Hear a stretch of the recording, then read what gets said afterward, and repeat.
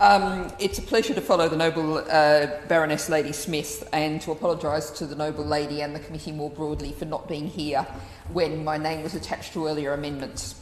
I'm not going to complain much about my latest train delays, but I will warn anyone heading on the East Coast Main Line tonight, overhead wire problems.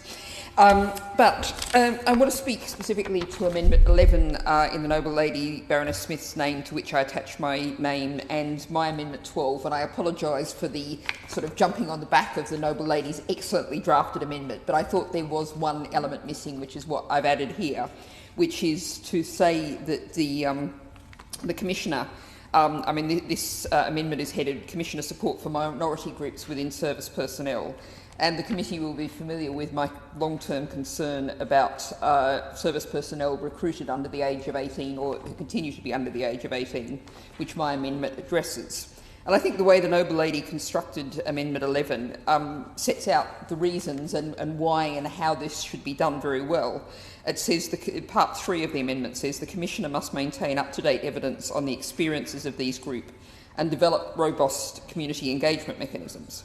And I think addressing that first point in terms of evidence, I think we're all very aware of how I know about the situation of under-18 recruits, basically because of the work of the Child Rights International Network and a series of reports they've produced. We're aware in those cases, in cases of women in the military, we think back to the situations where we saw a big national campaign about Gurkha veterans a few years ago. We often find out about these issues. These issues are drawn attention to because of the efforts of NGOs, of campaigns groups, of the work of the affected personnel themselves, and then it's splashed all over the media. And that's really not the way in which the government, the parliament, should be made aware of what is happening. We need a regular, steady reporting record that enables a political direction to become from both Parliament and from ministers towards the military about there's a problem here, something needs to be done about this, so that keeping up-to-date evidence and not essentially relying on volunteer efforts and the efforts of the personnel themselves is what this very much addresses. And I've put on the record before, but I do have to note the way in which the situation of under-18 recruits has drawn attention from the United Nations. We referred at second reading to one particular tragic suicide case, but of course there are many. The fact that CRIN tells us that under-18 recruits are tragically 3 times more likely to die by suicide than their peers of the same age and 2 times as likely to die from suicide as adult joiners in the military. The complaints we've had about the Harrogate College, 13 reports of sexual assault cases in a year. These are situations that I can already think I can probably guess what the Noble Lord the Minister is going to say is, oh, but we have to leave this to the Armed Forces Commissioner to decide for themselves. But I think if we go back to groups, to the discussion that was being had about the importance of a relationship between Parliament and the military, the armed forces in general, then what we have here is Parliament setting down, and the Noble Lady said maybe this is a probing amendment or maybe it's not, but Parliament is here setting down, saying to the Commissioner, incoming Commissioner, these are areas of concern. Now, I tend to be of the view that it should be on the face of the bill, but I think it's really important that we have this discussion. And I do just want to raise actually one specific point that when I was looking into this amendment, I couldn't find the answer, and this may well be my own failing, but I note that one of the groups identified here is disabled armed forces members.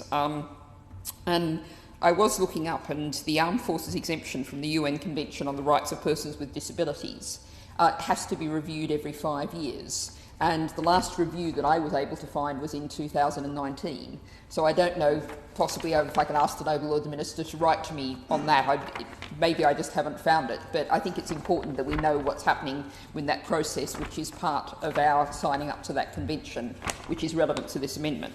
And I'm just, while I'm on my feet, going to raise one other matter, and I'm sorry I don't know if this was been discussed earlier, but I thank the Noble Lord the Minister for sharing the draft regulations regarding who are relevant family members under the purposes of this.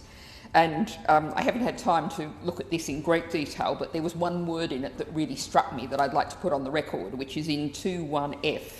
It says this will all refer to anyone who was a relevant family member immediately before A's death, and A is the service member. Now that word immediately just struck me, of whether that's entirely necessary, that